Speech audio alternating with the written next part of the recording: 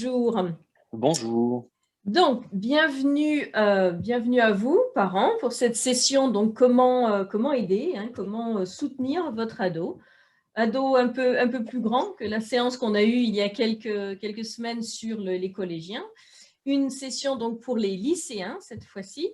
Et donc voilà, on est ravis d'accueillir Riyad avec nous, qui est donc notre coach. Monsieur Tabé est notre coach pour les lycéens, c'est-à-dire troisième, première et l'année prochaine, troisième terminale. Il va aborder donc des thèmes très importants qui concernent la vie de votre enfant à la maison, à l'école, comment gérer voilà, la vie, tout ce qui entoure finalement l'aspect scolaire, stress qui peut aussi arriver. Hein, et donc, tous ces thèmes vont être abordés. Si vous avez des questions, n'hésitez pas à les poser dans le Q&A ou chat qui est juste, bien sûr, là, disponible pour vous. On a eu quelques questions, bien sûr, qui ont été posées en amont lors de l'enregistrement de votre inscription. Voilà, on va retrouver les mots en français. L'inscription à ce webinaire. Donc voilà, suivez-nous. Et puis, si vous avez des questions, n'hésitez pas à la fin. Voilà, Riyad y répondra l'une après l'autre. Voilà, je te laisse la parole, Riyad. Je te laisse dire à nouveau qui tu Merci es. beaucoup. Voilà, Merci à tout beaucoup, à l'heure. Géraldine. Je m'enlève, on va dire. À tout à À l'heure. tout à l'heure. Donc, bonjour. Donc, je suis Riyad Tabederaz et je suis enseignant spécialisé depuis maintenant 15 ans. J'ai travaillé en France avec des adolescents de 12 à 17 ans et j'ai eu la chance de 2017 à 2020 de pouvoir m'expatrier et travailler aux États-Unis. J'ai été recruté par le lycée français de New York. Et j'ai pu participer à une expérience un peu dingue et totalement innovante au sein du support spécialisé du lycée. Et on intervenait, donc on était plusieurs profs spécialisés, on intervenait auprès donc d'ados de la sixième à la terminale sur tous les champs scolaires et sur tout type de difficultés que pouvaient rencontrer les ados donc du lycée français. Ensuite, j'ai eu encore beaucoup de chance parce que j'ai l'impression qu'en ce moment, j'ai quand même pas mal de chance à ce niveau-là de pouvoir intégrer la merveilleuse équipe d'OFA et cette nouvelle aventure qui démarrait. Et je suis actuellement donc le référent des élèves de la troisième jusqu'à la terminale. Et donc, je suis en gros une personne qui est là dédiée pour les aider à avancer, à résoudre tout type de problèmes qu'ils pourraient rencontrer durant leur scolarité ou même leur vie, tout en ayant bien sûr la limite de n'être absolument en aucun cas un thérapeute. Voilà. Nous sommes donc deux à intervenir. On travaille principalement avec les élèves, les petits ados de la sixième à la quatrième, et je m'occupe donc des grands de la troisième à la première. Et l'année prochaine, on aura donc une cohorte supplémentaire avec la classe de terminale. Avec nous, pas de notes, pas de surcharge de travail. On est vraiment là pour nous assurer du bien-être de votre ado. C'est vraiment notre mission. Donc cette recherche du bien-être des adolescents, c'est un des piliers on va dire, de la philosophie de la pédagogie entreprise par OFA Lycée. C'est pour ça que OFA Lycée a voulu dès le départ, dans sa conception même, intégrer ce qu'on appelle le social emotional learning. Donc dans le but de développer et de promouvoir donc ces compétences émotionnelles qui sont fondamentales dans le développement personnel de chacun des adolescents, et pour qu'ils bénéficient du meilleur déroulement possible de leur scolarité. Donc, j'ai noté plein de petites choses que nous faisons avec eux. Le but, c'est vraiment de développer une meilleure connaissance de soi, de mettre en place des outils, des techniques constructives pour aider à atteindre vraiment son potentiel maximum. On les suit personnellement. Je reviendrai dessus juste un petit peu plus tard. Et on essaie aussi donc de déterminer avec eux leurs projets, d'identifier leurs besoins, leurs forces, leurs faiblesses et essayer donc de travailler dessus pour qu'ils atteignent les objectifs les plus hauts qu'ils pourraient avoir envie, rêver de se fixer. Voilà. Donc très concrètement, comment ça se passe avec nous? C'est qu'on a donc des créneaux qui sont ouverts tout au long de la semaine. Bon, en ce qui me concerne, donc, du lundi au dimanche, on peut les voir on peut ouvrir des créneaux sur 1 heure, 2 heures, 3 heures, des fois qui sont full, des fois avec un peu moins de monde. Ça dépend vraiment des moments de l'année aussi. On en reparlera un petit peu plus tard. Et le but du jeu, c'est de les voir donc individuellement chacun pendant une demi-heure, faire un point et avancer donc sur tout ce qui fait la vie du scolaire et la vie qui entoure le scolaire de nos chers petits. Voilà. le but est vraiment de rentrer en relation avec eux. C'est vraiment la chose primordiale à prendre en compte. Donc, euh, il peut y avoir plusieurs points d'accès, plusieurs points d'entrée, comme par exemple des discussions informelles. Par exemple, on va beaucoup parler de l'école, donc de l'école américaine, de d'OFA, qu'est-ce que vous faites en ce moment, comment ça se passe, qui sont tes potes, parce que moi aussi je les connais tous, donc comment ça se passe, donc ça peut être une entrée. On peut parler du Covid, on peut parler du fait de ne pas aller, parce que cette année c'était quand même une année encore extrêmement particulière, de ne pas aller directement à l'école, d'être donc en distanciel. En quoi est-ce que ça te pose un problème? Comment est-ce que toi tu vois les choses? Comment est-ce que tu gères tout ça? Ça encore, on en parlera un petit peu plus longuement tout à l'heure. Le retour en France, parce que la plupart donc de nos chers petits sont français, donc beaucoup d'entre eux ne sont pas rentrés depuis 1 an et demi, ce qui peut vraiment peser, ce qui peut peser au sein de la famille. Et quand ça pèse au niveau des parents, ben, ça rejaillit automatiquement sur les enfants. Donc, ce sont aussi souvent des sujets sur lesquels il est vraiment primordial de discuter avec eux. Leur vie américaine, la lecture, la musique, les séries, tout ce genre de choses. Et puis ensuite, bien sûr, ça sont des portes d'entrée qui sont, comment dire, très, très vastes. Mais après, on a des choses beaucoup plus concrètes qui vont vraiment euh, être axé sur le pur scolaire, c'est-à-dire l'organisation du travail sur laquelle on reviendra longuement tout à l'heure, l'orientation, qui est quelque chose donc, qui commence vraiment à les toucher, surtout quand ils en sont au lycée, en seconde, première, terminale. Il y a des élèves dont les parents ne sont pas francophones et qui veulent juste parler français avec moi, par exemple. Et il y a des élèves qui veulent aussi que je fasse le lien entre l'administration et eux. Voilà, le foot reprend, mais c'est les heures d'OFA. Comment est-ce que je peux gérer ça? Je le sens pas trop de demander à Madame Guillermin. Alors, est-ce que tu peux aller en parler à ma place? Voilà, on fait ce genre de choses. Et puis, j'ai même des élèves qui m'ont demandé d'écrire avec eux des CV, des lettres de motivation afin de trouver le job d'été. Voilà, donc ce sont tout un panel de choses qui font qu'en fait, on va rentrer en relation avec eux. Et à partir de là, on va pouvoir vraiment travailler très concrètement sur leurs compétences de vie, qui doit les amener donc à, à un bien-être, si possible, au bien-être évidemment, et donc à l'amélioration de leur statut scolaire, c'est-à-dire par les notes et par l'orientation qu'ils auraient vraiment eu envie de choisir. Donc, c'est pour ça que je vais essayer de vous parler un petit peu donc de ces compétences socio-émotionnelles qu'on appelle aussi des compétences de vie. Et pour ça, je vous ai noté une petite définition qui a été établie par un des fondateurs donc de ces social emotional learning, Patrick Carney, qui disait donc que c'est un processus par lequel les élèves acquièrent et appliquent efficacement les connaissances, comportements et compétences nécessaires pour comprendre, gérer les émotions, première chose, fixer, atteindre des objectifs positifs, deuxième, ressentir, montrer de l'empathie pour les autres, troisième, initier, maintenir des relations positives, et enfin, prendre des décisions responsables. Voilà. Donc, en gros, on a 5 gros critères qui caractérisent ces compétences de vie. Voilà. Donc, je vais essayer de vous les faire assez succinctement pour pas faire un cours magistral, hein, mais comme ça, vous comprendrez peut-être un petit mieux ce qu'on essaie de faire et en quoi surtout ces compétences de vie et le travail qu'on fait autour de ces compétences de vie sont fondamentales dans le cadre d'une école. La première chose, donc, ce qu'on appelle la conscience de soi. Donc, c'est en gros la capacité des élèves à reconnaître, à identifier leurs émotions, comprendre leur état d'esprit et reconnaître, identifier aussi les émotions des autres pour pouvoir mieux les comprendre. Voilà. Ça, c'est un premier point. Ensuite, on a la maîtrise de soi. Donc, c'est une compétence qui désigne l'aptitude des élèves à composer avec le stress et à maîtriser leurs émotions.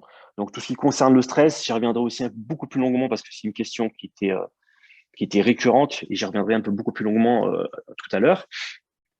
Donc, c'est vraiment apprendre aussi à calmer des émotions fortes, l'anxiété, la colère, apprendre à se calmer, mais aussi apprendre à sortir d'une léthargie, d'une lassitude, comment on peut rebondir par rapport à tout ça.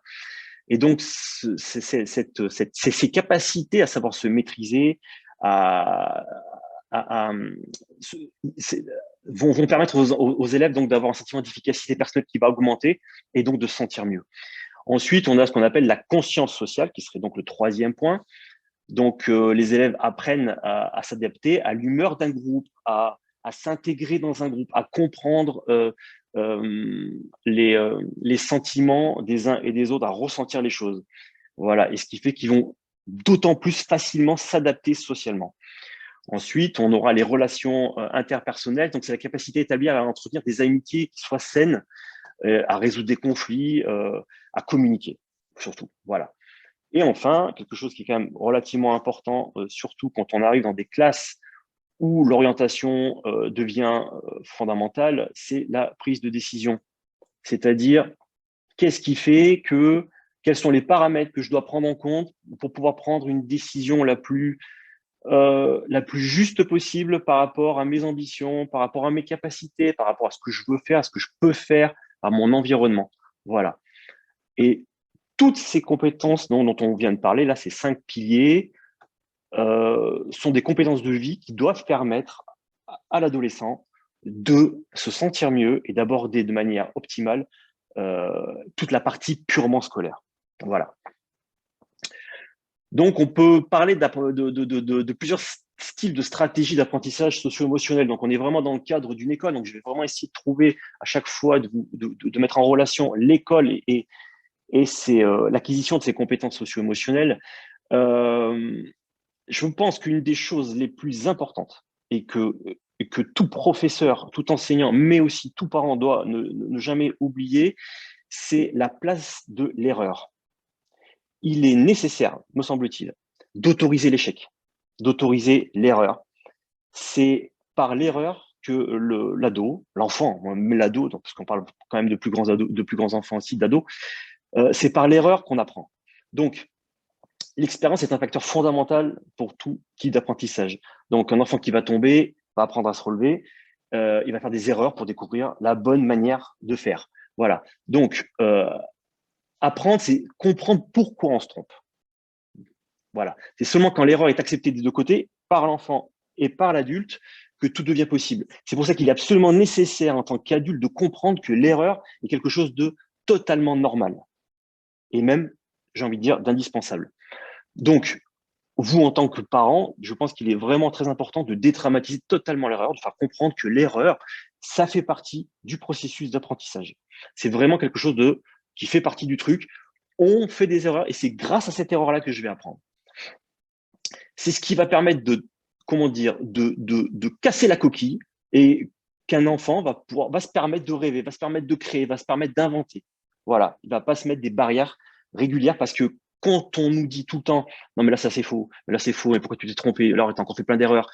Quand on comprend que quand on intègre que l'erreur est quelque chose de pas bien, obligatoirement on va être freiné dans ces prédispositions que quasiment tous les gamins ont à rêver, à innover, à inventer.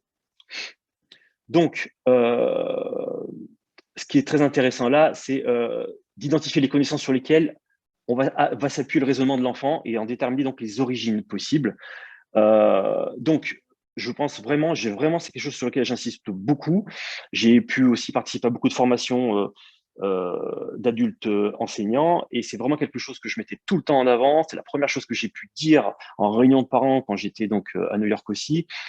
L'erreur est quelque chose à laquelle il faut laisser sa place chez tout adolescent qui apprend. Voilà. Ensuite, j'aimerais aborder aussi assez rapidement la relation entre le professeur et l'élève, mais c'est un peu la même chose avec le parent. C'est-à-dire on désigne en gros 3 types de professeurs. On va dire le prof autoritaire, le prof permissif, et puis celui qui est l'entre-deux, l'encadrant, celui dont a priori on devrait le plus se rapprocher. Et pour le parent, ça marche un peu de la même façon. C'est-à-dire le parent trop autoritaire, il va bloquer. Il va empêcher l'enfant de discuter, de remettre les choses en question.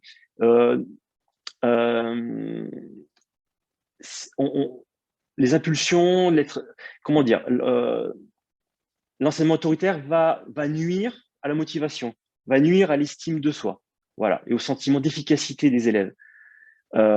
Et ça va donc écarter tous les bienfaits socio-émotionnels typiques des relations de confiance entre un élève et son prof, entre un enfant et son parent. Pour l'élève permissif, l'enseignant permissif, c'est encore autre chose. C'est-à-dire que là, on va se retrouver dans un cadre d'insécurité. Quand on est dans ce genre de situation, le groupe, alors là, si on parle d'une classe, hein, donc le groupe d'élèves va se sentir en insécurité. Et quand il est en insécurité, il n'est plus du tout dans les apprentissages et il va complètement se laisser aller. Et ça peut être exactement la même chose avec un parent aussi à la maison. Voilà. Euh, une chose qui est donc fondamentale, c'est de faire une sorte de synthèse, bien meilleure que ça, mais entre donc ces deux paramètres, ces deux extrêmes dont on vient de parler là. Il faut être un encadrant, c'est-à-dire quelqu'un qui va être réceptif, qui va soutenir, euh, qui va considérer les ados comme des personnes responsables, qui sait imposer des limites, mais qui sait aussi encourager l'autonomie. C'est ça ce sont ces points-là qui sont extrêmement importants. Qui va expliquer le pourquoi de la règle et qui va même proposer à l'ado de participer à l'élaboration de la règle avec lui. Ça peut être, comme je vous le disais encore, vraiment le cas avec les parents aussi, quoi. Voilà. Une chose qui me paraît là aussi extrêmement importante, c'est de comprendre que l'ado, comme l'enfant, réagissent, apprennent par imitation. Donc, ce que l'adulte, le prof, donc, ou vous, le parent, va renvoyer à l'enfant, va être quelque chose qu'il va, qu'il va recevoir comme une éponge. Donc, et c'est la marche exactement de la même façon pour les compétences socio-émotionnelles. Donc, quand un prof montre beaucoup de bienveillance et d'empathie, il offre ce modèle à l'adolescent qui va pouvoir donc s'en imprégner. Et donc, quand c'est quelque chose de totalement négatif, ça va être la même chose. Et ça peut être donc très dommageable. Il faut vraiment, je pense, être à l'écoute. Il faut que l'enfant, il faut que l'ado sente que vous êtes capable de l'entendre, que vous êtes capable de l'écouter. Et c'est quelque chose sur lequel je reviendrai aussi plus longuement tout à l'heure. Voilà. Et alors après, bon, ça, je vais passer assez rapidement, mais il peut y avoir des petites techniques de résolution de problèmes. C'est-à-dire que on prend souvent, j'ai vu cet exemple-là qui me paraissait pas mal du tout. C'est on voit des fois des ados qui peuvent aller dire bonjour à d'autres ados, mais qui se font un peu remballer parce que l'ado en question qu'on vient saluer, eh ben, il est pas en forme aujourd'hui. Donc, au lieu de se braquer ou de l'insulter éventuellement, ou de se fâcher, de se vexer, qu'est-ce que je mets en place pour comprendre ce qui a pu arriver à mon pote pour qu'il soit dans cet état-là? Voilà, c'est ça en fait. C'est ça qu'on essaie de travailler. Qu'est-ce qui va pas? En quoi est-ce que je peux l'aider? Pour mieux comprendre ce qui se passe chez lui, pour ensuite rentrer en relation avec lui et ne pas me braquer et au contraire l'aider, par exemple. Voilà. Euh, donc, ces compétences socio-émotionnelles, ces compétences de vie sont des compétences qu'on travaille dans tous les champs de la vie de l'adolescent. Ce ne sont pas des compétences qu'on travaille uniquement à l'école, qu'on travaille uniquement à la maison. On les travaille de partout. Et c'est ça qui est extrêmement intéressant. Ce sont ce qu'on appelle les compétences transdisciplinaires. Elles dépassent les disciplines. Elles se travaillent tout le temps et de partout. Et c'est même très intéressant d'essayer de comprendre ces expressions, la compétence de vie. On a l'impression qu'il pourrait s'agir de compétences qui sont faites pour vivre, donc qui doivent nous aider à mieux vivre et pour toute la vie, et dont on pourrait se servir donc toute notre existence. Donc c'est vraiment intéressant aussi de jouer sur cette expression, sur les mots auxquels elle renvoie. L'apprentissage, c'est la somme de ces compétences de vie et aussi des savoirs disciplinaires. C'est quand on arrive à mêler les deux qu'on arrive vraiment à apprendre des choses. Il faut parvenir vraiment, je pense, à maîtriser les deux. Il faut aussi quelque chose de très important à prendre en considération, c'est de ne pas estimer qu'un élève serait seulement un être cognitif, qu'on va remplir de connaissances disciplinaires. Ça ne fonctionne pas à long terme. C'est pour ça qu'il est essentiel de lui apporter autre chose que du pur disciplinaire. Voilà. J'ai vu un sondage relativement intéressant qui a été fait par des DRH et qui expliquait donc que les futurs salariés qui pourraient être recrutés et qui étaient donc à niveau égal, très haut niveau scolaire égal, qu'est-ce qui pourrait faire la différence dans le recrutement? Et les choses qui revenaient, alors je vais vous en lister quelques-unes. Première chose, communication écrite. Deuxième chose, communication orale. Voilà, déjà. Ensuite, travailler en équipe, compétences de vie, coopérer, résolution de problèmes, création, innovation, toutes ces choses-là pour lesquelles il n'y a pas de matière à enseigner, mais toutes ces choses-là qu'on va acquérir tout au long de sa vie et dans tous les champs de la vie de l'adolescent. Voilà. Moi, j'ai encore cet exemple très précis. J'ai travaillé, moi personnellement, donc il y a déjà plus de 25 ans, ça fait loin, dans la plus grande compagnie aérienne française. Et je me souviens très bien qu'une des parties du recrutement qui était faite, c'était qu'il y avait une fois que ils ont fait leur sélection en gros et qu'après ils vont vraiment choisir entre plusieurs personnes, le dernier écrémage, ils font beaucoup de rendez-vous avec des petits groupes. Et en fait, ils veulent étudier comment se comporte le candidat au milieu de ses pairs.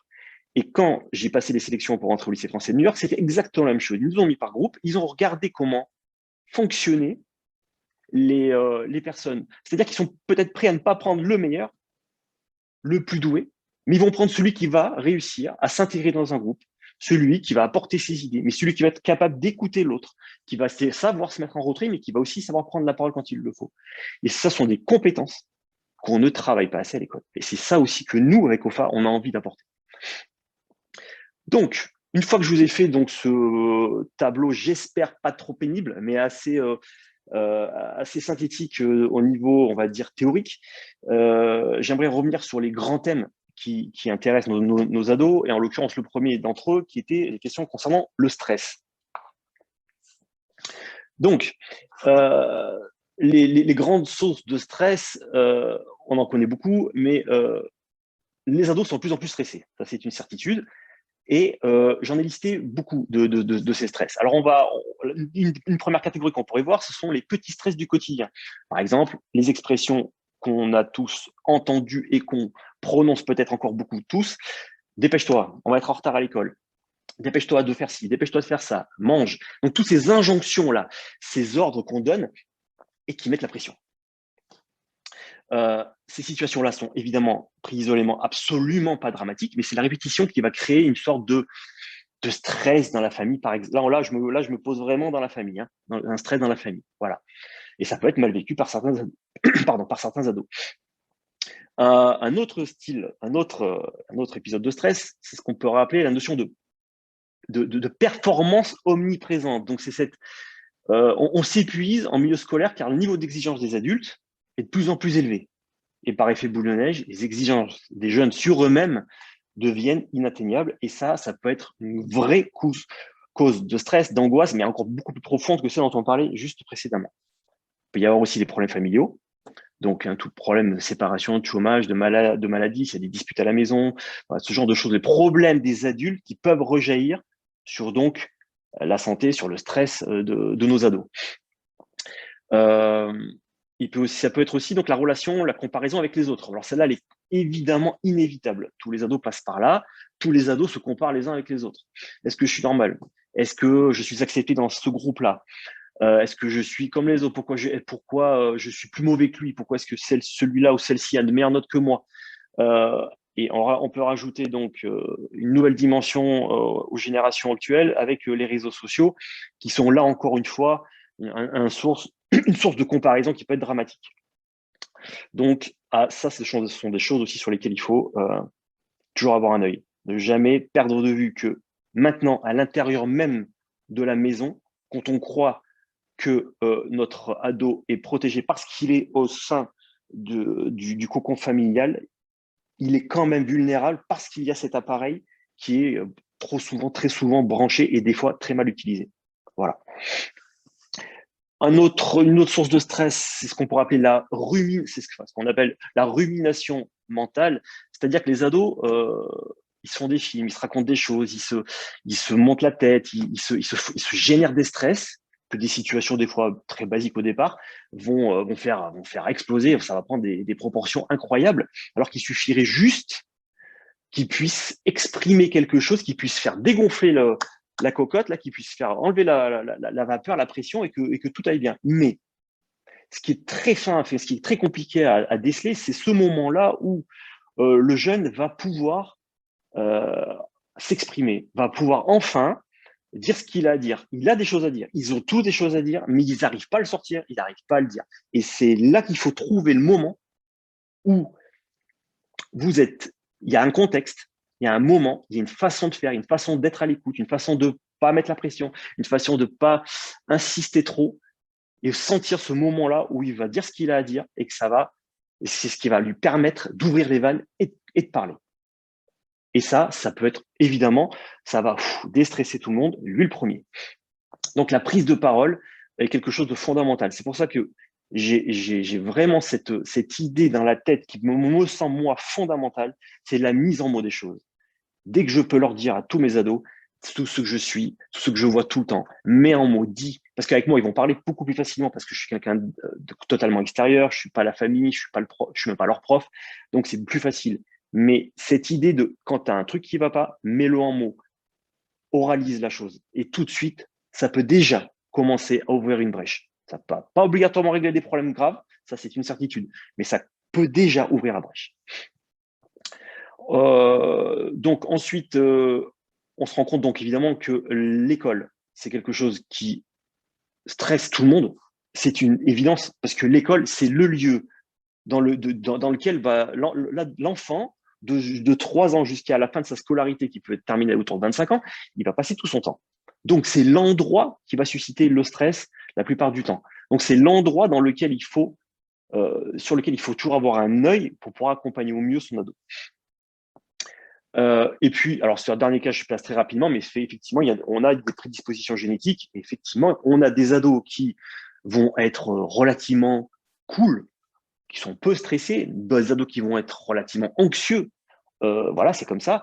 Et le but du jeu, c'est d'arriver à ne pas rendre plus anxieux des gamins qui au départ ne le seraient pas, et au contraire, arriver à calmer, à déstresser des gamins qui seraient de nature beaucoup plus anxieuse au départ. Voilà. Alors, ce stress se manifeste souvent par des choses qui sont assez visibles. Alors, je vais vous en citer quelques-unes. La perte de confiance. Voilà, ce sont donc autant de symptômes qu'il faut, je crois, avoir vraiment à l'esprit. Comme ça, une fois qu'on les a à l'esprit, on peut les identifier beaucoup plus facilement s'ils se manifestent. Donc, perte de confiance, agressivité, colère. Même si un ado est souvent en colère, peut être agressif, dans quelle mesure est-ce que son agressivité aujourd'hui, sa colère d'aujourd'hui est raccord à celle de d'habitude, ou est-ce que je peux sentir quelque chose de nouveau, quelque chose qui me montre que bon, là, il y a quelque chose qui ne va pas. Ça peut être aussi des difficultés à s'investir dans ce qu'il fait. Donc, quand l'ado désinvestit le scolaire, par exemple, c'est une alerte. Il y a un signal lumineux qui s'allume, on fait attention. Quand l'ado s'isole, là aussi, on fait attention. Voilà. Tout ce genre de petites choses, quand il se sent triste, si des choses plus graves, donc il commence à la consommation d'alcool, la consommation de drogue, ce genre de choses, s'il perd l'appétit, s'il ne dort pas assez, toutes ces petites choses qui peuvent faire que on doit avoir la puce à l'oreille et on doit se dire, OK, il y a peut-être quelque chose qui va pas, et il va falloir que je trouve le moyen de rentrer en communication avec mon ado pour l'aider au mieux. Voilà. J'ai lu aussi, j'avais beaucoup aimé une pédopsie qui avait une image très intéressante sur le stress. Elle expliquait que quand on est anxieux, c'est comme si on avait une chaîne cryptée sans le décodeur.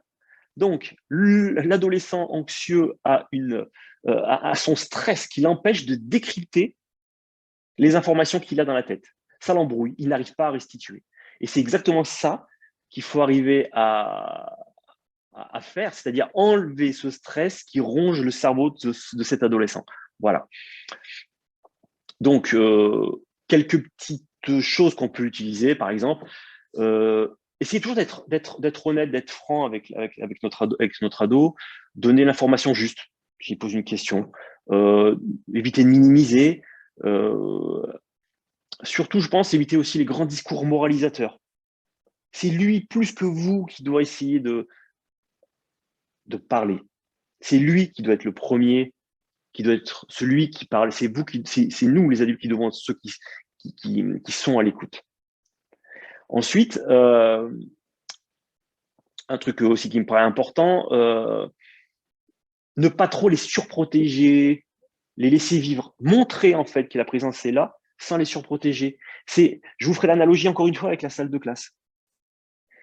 Je pense que une classe dans laquelle il n'y a pas assez d'autorité, sans parler d'autoritarisme évidemment, c'est une classe dans laquelle il y a une insécurité. Et une classe dans laquelle il y a une insécurité, c'est une classe dans laquelle on ne travaille pas. On travaille peu, on ne travaille pas assez bien. Parce que les gamins ne se sentent pas à l'aise. Parce qu'ils vont profiter de la situation ou parce que même ils ne vont pas se sentir sereins pour rentrer dans les apprentissages.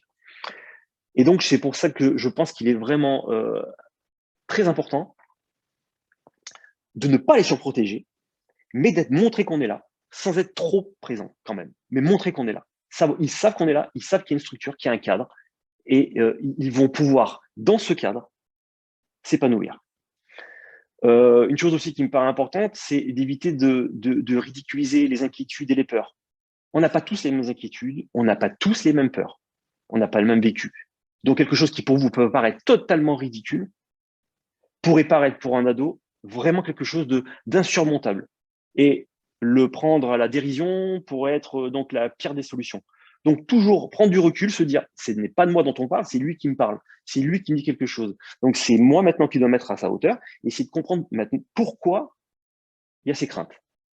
Ça peut être des choses qui peuvent être très faciles à régler, qui peuvent être très compliquées à régler, et en fonction de ça, l'interlocuteur ne sera pas le même. Voilà, donc après, c'est vraiment là-dessus que je voulais insister. Donc toutes ces réactions de stress, elles sont normales, elles sont la plupart du temps de courte durée. Un ado, il a la ressource, il a un réseau de soutien, il a ses amis, il a sa famille, il vous avoue, il peut avoir des adultes, des profs sur lesquels il peut compter.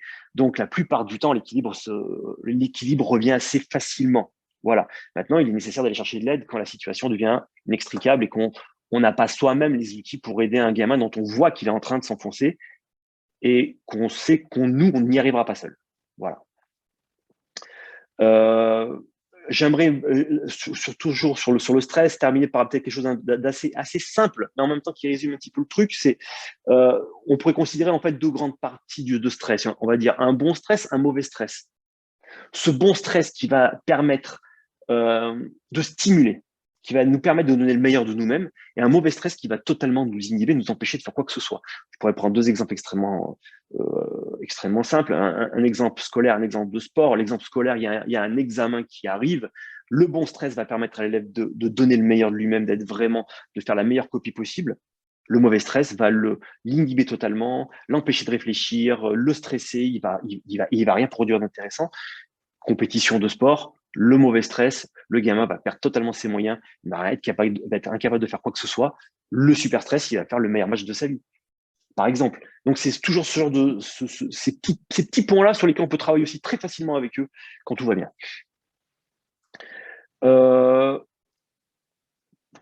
La gestion du stress aussi, ça me permet de faire un lien avec l'autre gros chapitre qui intéresse les ados, et surtout beaucoup des ados que j'ai pu voir, c'est l'organisation du travail. Parce que beaucoup des gamins que j'ai pu voir et qui venaient parce qu'ils étaient en grand stress, quand on arrivait à déceler la source du stress, c'était souvent une incapacité à organiser son travail, à savoir le faire. Donc, je ne sais pas comment organiser. Je ne sais pas ce que j'ai à faire. Je ne sais pas quand est-ce que je dois le rendre. Je suis toujours en train de rendre le truc en retard. Je suis toujours en train d'aller demander au prof de me laisser un délai et compagnie. Et là, ça, c'est une source de stress énorme. Donc, l'organisation du travail, ça fait partie des outils pour la gestion du stress et calmer le stress. Donc, c'est quelque chose qui est d'autant plus important en ce qui nous concerne à Ofa Lycée, puisque nous, on a donc des ados qui ont une double scolarité, ce qui est quelque chose quand même d'assez fort à faire, et ce sont des efforts qui sont extrêmement compliqués à fournir, et c'est donc des gamins qu'il faut pouvoir aider là-dessus. La plupart d'entre eux s'en sortent tout seuls, ce qui est déjà extraordinaire, et d'autres ont besoin d'un peu plus d'aide, et l'idée, c'est vraiment comment je peux faire pour aider un enfant, un ado, pour qu'il s'organise du mieux possible. Donc, là-dessus, j'aimerais aborder plein de petites choses. Donc, première chose, une approche assez systémique en fait de l'organisation du travail. L'organisation du travail, c'est pas que le temps scolaire.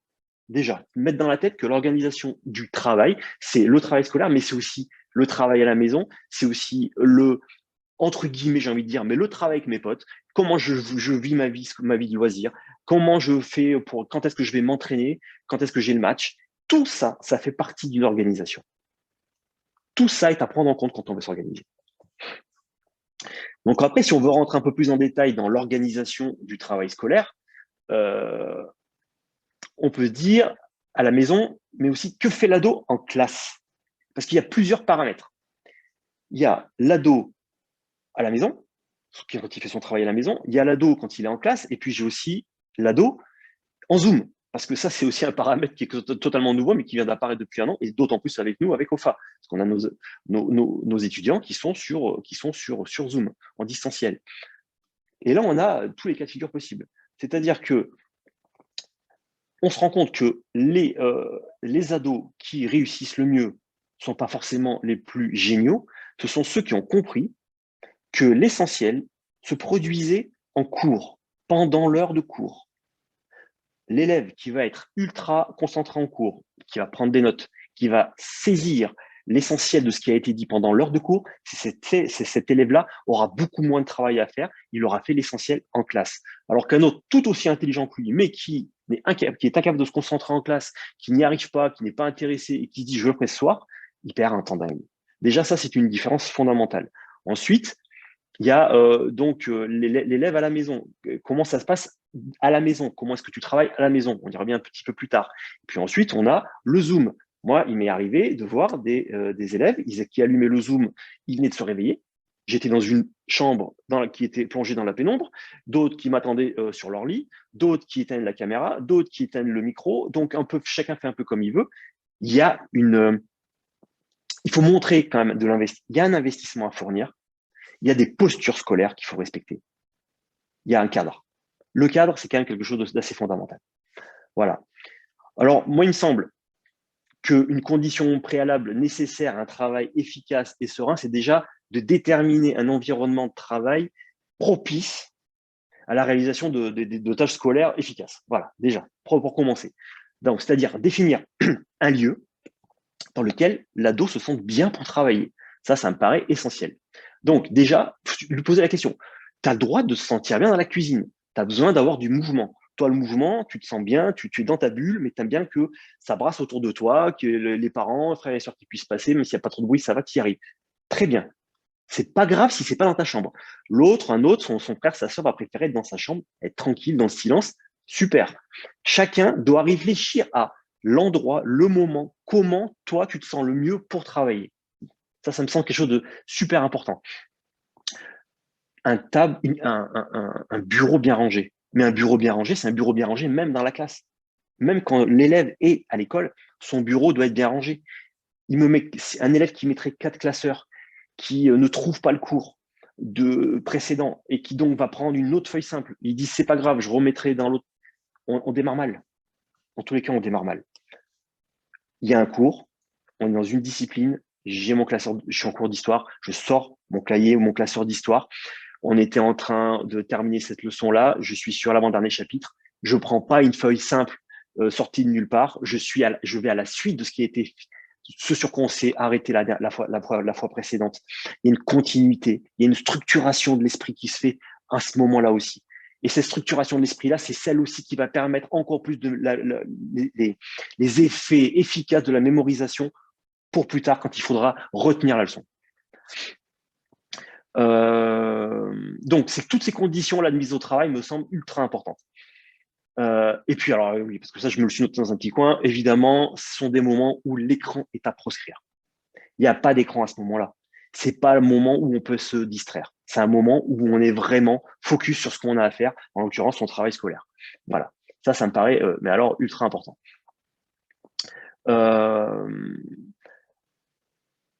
Une chose, maintenant, quand on rentre dans le concret de comment est-ce qu'on peut encore plus aider l'élève, il me semble qu'il est super important de planifier ce travail. Donc, j'ai eu beaucoup d'élèves, donc avec OFA cette année et pendant les 3 années à New York, qui venaient me voir et qui me disaient, bon, écoute, moi, mon problème, en fait, c'est pas que je comprends pas les maths, je comprends très bien, je comprends tout, sauf que je ne sais pas organiser le travail. Je rends les choses en retard, ou je les rends pas, je suis toujours en retard, enfin, j'y arrive pas. Comment est-ce que tu peux m'aider? Donc, il me semble que pour ça, il faut reprendre 2 termes qui sont fondamentaux, programmation, progression. Qu'est-ce que j'ai à faire? Quand est-ce que je vais le faire? Qu'est-ce que j'ai à faire? Quand est-ce que je vais le faire? Ça me paraît fondamental. Donc, je me fais un petit tableau, je m'écris tous les jours de la semaine, du lundi au dimanche, le week-end inclus, tout est inclus. Tous les jours de la semaine, ils y sont. Je m'écris toutes les matières. Qu'est-ce que j'ai à faire? Alors, toutes les matières. Et allez, en maths, pour mardi, j'ai ça, cet exercice machin. Français, j'ai ça à faire pour jeudi, et ainsi de suite. Et la dernière ligne de ce tableau, par exemple, ça peut être quand est-ce que je vais le faire? Et là, il y a une hiérarchie à faire. C'est-à-dire que déjà, l'enfant, l'ado, il commence déjà à réfléchir à la façon dont il va faire son travail. C'est-à-dire qu'il anticipe déjà les choses, il rentre vraiment déjà dans le boulot. Et donc, il va se dire, OK, ça, c'est quelque chose que je peux faire rapidement, je le fais tout à l'heure. Ça, c'est quelque chose qui peut se faire, ce qui est aussi très facile, mais comme c'est pour vendredi, je peux le faire jeudi. Ça, c'est quelque chose d'extrêmement complexe. C'est à rendre pour lundi prochain. Donc, je vais commencer mercredi et je finirai samedi matin. Mais là, je vais caler aussi que j'ai mon entraînement, mon match à tel moment. Donc, je ne peux rien faire d'autre que ça à ce moment-là. Donc là, cette plage de samedi après-midi, par exemple, je ne travaillerai pas scolairement. Voilà. Donc, il me semble que ça, ce sont des outils qui sont fondamentaux à mettre en place. Et c'est quelque chose qui peut vraiment, en tout cas, qui a vraiment montré que ça pouvait beaucoup aider les ados, quoi. Voilà.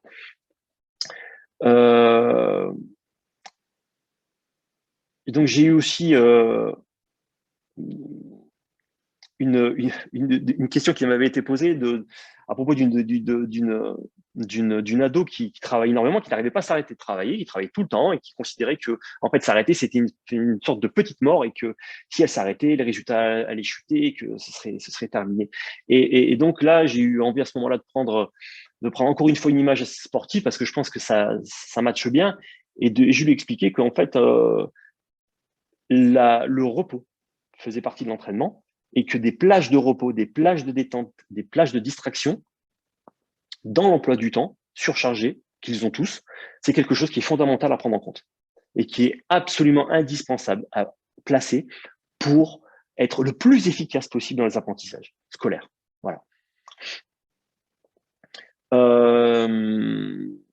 Voilà. Donc, tout ça pour dire qu'en fait, ce qui est aussi très important là-dedans, c'est que le fait d'écrire, le fait de placer des choses sur ce bout de papier, ça va déjà m'éviter cette surcharge mentale qui, dans tous les cas, va générer du stress. Éviter de s'engorger le cerveau de choses qui ne servent à rien et qu'on peut totalement gérer en les mettant quelque part ailleurs pour que ce soit d'autant plus efficace. Donc, des petites choses comme ça. On peut aussi tout à fait décider de faire. Alors, il y a des choses extrêmement simples. Faire déjà une to-do list pour les choses simples de la vie tous les jours. Donc, la satisfaction déjà de barrer les choses qu'on vient de faire.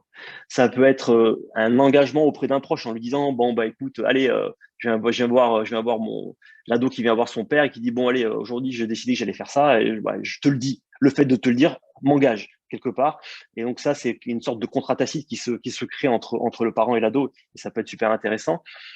On peut aussi fixer des limites temporelles. OK, je commence à telle heure, je termine à telle autre, il faut que ça finisse. OK, c'est pas terminé, c'est pas grave, mais au moins, j'aurais vraiment avancé pendant ce laps de temps a priori. Puis moi, il y a un truc que j'aime beaucoup, toujours encore une petite analogie avec le sport, c'est le fait de s'échauffer avant de rentrer dans l'activité. On a un truc important à faire, c'est assez compliqué à faire. Donc, j'ai pas envie de m'y mettre tout de suite. Alors, je vais quand même me mettre dans mon lieu, dans mon environnement de travail propice au boulot, là. Et puis, je vais commencer par autre chose, qui est du travail, mais autre chose, quelque chose qui me fait plaisir. Et ça va me chauffer. Et au bout d'un moment, peut-être d'un quart d'heure, 20 minutes, et hop, et ben là, je vais lâcher ce que je fais, ce petit boulot d'échauffement, et je vais pouvoir enchaîner sur quelque chose, le vrai boulot sur lequel je m'étais engagé un petit peu plus tôt. Voilà. C'est ce qui me paraît très, très, très important à gérer. C'est super important, à nous, en tout cas, ce qui nous concerne avec OFA, c'est cette double scolarité qui les pousse à investir dans tous ces champs de compétences organisationnelles. C'est quelque chose de très important et c'est surtout, ce sont des compétences dont ils vont se servir toute leur vie et qui vont leur être extrêmement bénéfiques. Et ils s'en rendent compte, surtout nos premières, donc qui ont le double cursus, se rendent compte là, en fin d'année, qu'ils ont vraiment acquis des compétences qui étaient majeures pour le post-bac, alors qu'ils sont en première. Ils se disent, on est capable de s'organiser sur un double cursus avec énormément de matière et on maintient le truc, on réussit parfaitement bien. Et en plus, on a développé une capacité de travail colossale, ce qui peut nous permettre d'envisager, sans que ce soit absolument un rêve démentiel, des études de très haut niveau. Et là-dessus, je pense que c'est vraiment une énorme force qu'ont nos élèves à Haut Lycée. Alors ensuite, je pourrais rapidement parler de prise de décision. C'est surtout ce qui va concerner l'orientation. Donc, par exemple, on a souvent nos élèves de seconde partir. Il y a vraiment des moments dans l'année, des moments clés qui font que là, on a nos élèves qui commencent à se dire, bon, bah alors, là, j'ai des choix à faire, quoi. Par exemple, en seconde, en janvier-février, nos petites secondes doivent se dire, bon, qu'est-ce que je fais? Est-ce que je continue avec OFA et le lycée américain? Donc, j'ai un double cursus et je m'engage pour les 2 ans à venir, il y aura du boulot. Et voilà. Ou est-ce que bon, ben, c'est trop pour moi et je le fais pas? Qu'est-ce que je mets en place? Quels sont les paramètres que je prends en compte, les stratégies que je mets en place pour pouvoir me décider et dire à la fin, OK, je fais ça ou je fais ça. Voilà. Voilà. Comment est-ce que ma décision va être prise de manière intelligible et de manière constructive et pas à la va-vite sur un coup de tête ou parce que ça a été décidé par mon parent. Voilà. Évidemment qu'il va y avoir une discussion avec le parent, évidemment, mais il est vraiment très important que ça vienne aussi, bien sûr, de l'élève. Parmi d'autres questions qu'on avait reçues, on avait eu donc comment faire comprendre aux ados l'importance des notes, sans leur donner l'impression que c'est tout ce qui compte. Donc, il me semble que ça, ouais, c'est quelque chose de très important, c'est le statut qu'on accorde à la note. On ne doit pas réduire un ado à une note. On ne doit même pas réduire un ado à un statut juste d'élève. Voilà. Donc, la note, c'est quelque chose qui est révélatrice de certaines, de pas mal de choses, certes, mais elle n'est en aucun cas l'essentiel. Donc, je pense qu'il est important de ne pas octroyer une place trop importante à la note et de montrer, de la dédramatiser, de la désacraliser. Voilà. De ne pas en faire la chose la plus capitale qui existe. Voilà. Il me semble que ça, c'est quelque chose d'assez important. Une autre question qui m'avait paru très intéressante, c'était comment guider notre enfant vers des méthodes efficaces de travail sans qu'il ne se sente forcé. Et j'ai envie de répondre, c'est en lui montrant les bénéfices qu'il va en tirer, en fait. Quels sont les avantages à utiliser cette méthode? Qu'est-ce que j'ai à y gagner? L'ado, il fonctionne avec cette dernière question. Qu'est-ce que j'ai à y gagner? De la même façon que quand il doit me rencontrer ou quand il doit rencontrer Onctam en 6e, 4e, 5e, pourquoi je viens les voir? Qu'est-ce que j'ai à gagner à venir voir ces personnes? Si il ressent qu'il y a quelque chose d'intéressant à récupérer de cet entretien, de ces entretiens, de ces visites, de ces échanges, il fonce, il vient, ils sont là, il n'y a pas de problème. S'il considère qu'il n'y a rien il n'y a aucun bénéfice à en tirer, eh ben, il ne viendra pas. Donc, il faut que la méthode lui parle. Il faut que la méthode, elle soit gagnante. Et c'est cette méthode-là qu'il choisira. Donc, je pense que toutes ces compétences de vie dont on a parlé sont des compétences de vie qui sont développables. Je ne sais pas si le mot est impropre, mais m'a l'air plutôt adéquat, qu'on peut développer dans tous les champs de la vie de l'adolescent, à la maison avec vous, à l'école avec les professeurs, avec nous au lycée, de partout. Ces compétences-là sont transdisciplinaires, indisciplinaires, et elles sont là pour être construites tout au long de la vie de l'enfant, de l'adolescent, et de lui permettre donc de s'épanouir du mieux possible. Voilà. Alors, j'espère que j'ai pas été trop bavard. Parfait, Riyad. Non, mais je pense, je vais revenir un petit peu, voilà, dans la picture. Bon, mais tu as abordé de toute façon tous les thèmes qui sont chers non seulement aux enseignants, mais aux parents, sur cet environnement qui est quand même souvent, on va dire, stressant, ou en tout cas en dehors du stress. Il y a beaucoup de décisions qui doivent être prises tous les jours, et c'est vrai qu'en tant qu'adulte, on ne se rend pas toujours compte de ce qu'on demande, même à l'école en tant que prof, à chaque heure, ou en tout cas durant la journée, le nombre de décisions à prendre, avec un environnement qui est très, très présent, très fort, sur les réseaux, en présentiel. Enfin, il y a tout un monde dans lequel nos ados évoluent. Ce n'était pas le cas il y a 10 ans, il y a 20 ans et encore plus.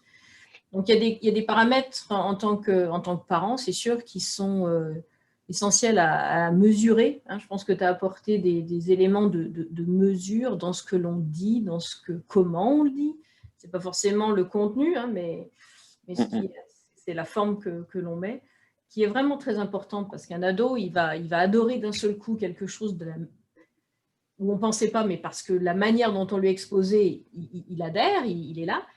Et puis la même chose, d'une autre manière, va peut-être pas se passer de la même façon, hein. Et ça, c'est vrai, on peut vraiment parler de la maison, de quelque chose qu'on demande à son enfant de faire ou de ne pas faire, ou d'interdire, etc. Et c'est vrai que très souvent, c'est vraiment prendre le temps de se dire, bon, on ne peut pas réfléchir non plus à chaque seconde, comme on dit, hein, on est humain. Bien sûr.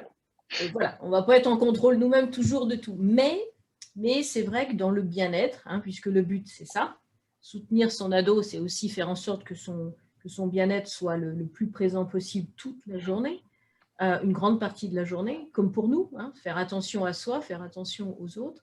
C'est vrai que c'est quand même primordial. On voit que les élèves qui réussissent le mieux, et tu le disais, ce n'est pas une histoire forcément de niveau de capacité, c'est l'adaptabilité à des situations, à savoir chercher de l'aide. Les élèves qui réussissent le mieux, ce sont ceux-là, ceux qui se connaissent bien, ceux qui ont fait l'effort justement de dépasser finalement la vision qu'ils ont d'eux-mêmes ou de vouloir être comme X, Y, Z, comme les autres, hein, parce qu'il y a quand même un phénomène de peer pressure à l'adolescence qui est quand même très, très, très fort et qui peut être aussi bien positif que très négatif. Donc, c'est vrai qu'en tant que parent et en tant que prof, on est à l'affût de savoir, voilà, est-ce que tout va bien? Alors, on ne va pas les stresser tous les jours, leur demander si tout va bien. D'ailleurs, ce n'est pas forcément la question comme ça qu'il faut la poser d'ailleurs. mais sachez qu'à l'avenir, il y a les écoles, vous l'avez vu là depuis un an et demi, sont en train de prendre la mesure de ce bien-être et de ne pas simplement faire des units, voilà, comment tous les jours, hein, on va apprendre à comment répondre, etc. Mais ça doit faire partie aussi de toute l'équipe, de tous les adultes autour. Et il va y avoir de plus en plus de développement dans ce qu'on appelle, certes, social, emotional learning, mais bon, ce bien-être, voilà. Parce qu'un enfant qui est bien dans sa peau, c'est un enfant qui apprend bien. Qui évolue bien, et qui prend les bonnes décisions, parce que tout est une histoire de décision de tous les jours, hein, de faire ses devoirs, de savoir quelle chaussette, quelle couleur je vais mettre aujourd'hui jusqu'au moment où dire est-ce que je vais passer 1 heure à faire mes maths ou est-ce que je vais faire ça en 10 minutes.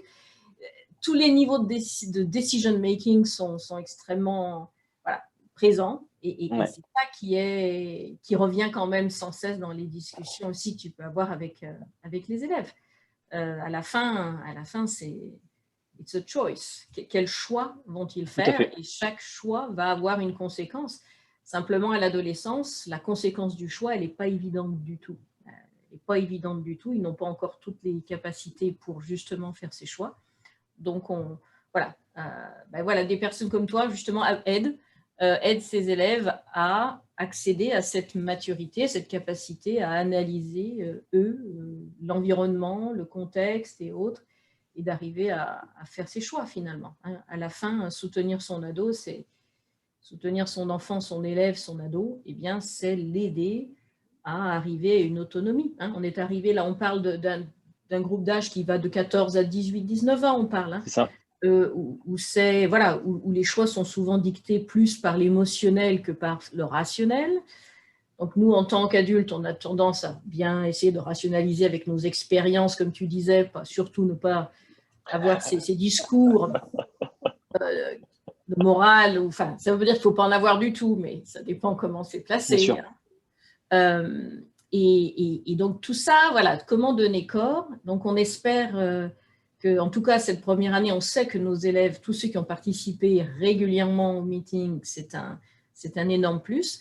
Mais on veut, en tout cas, c'est même pas un espoir, c'est qu'on va, on va développer pas mal de tables rondes aussi, de discussions, de partage, parce que si les élèves aiment parler, alors peut-être qu'ils ne parlent pas à vous, comme on disait, en tant que parent, avec ses enfants, ce n'est pas toujours facile, mais ils parlent beaucoup dans nos sessions justement de coaching, que ce soit en individuel et en groupe, et d'encourager de plus en plus la discussion. Ce qui manque, c'est aussi la discussion, comment dirais-je, on n'est pas forcément en présentiel, hein, Mais l'échange, il peut avoir lieu aussi en ligne et ces échanges que l'on va développer, alors ce n'est pas la forme webinaire d'aujourd'hui, une forme plus meeting, partage, c'est aussi important pour les parents de sentir que, bah oui, les autres parents voilà, passent par les mêmes étapes que moi, je suis dans la même situation, je fais face aux mêmes problématiques et puis je peux partager. Je crois que le partage va rester de toute façon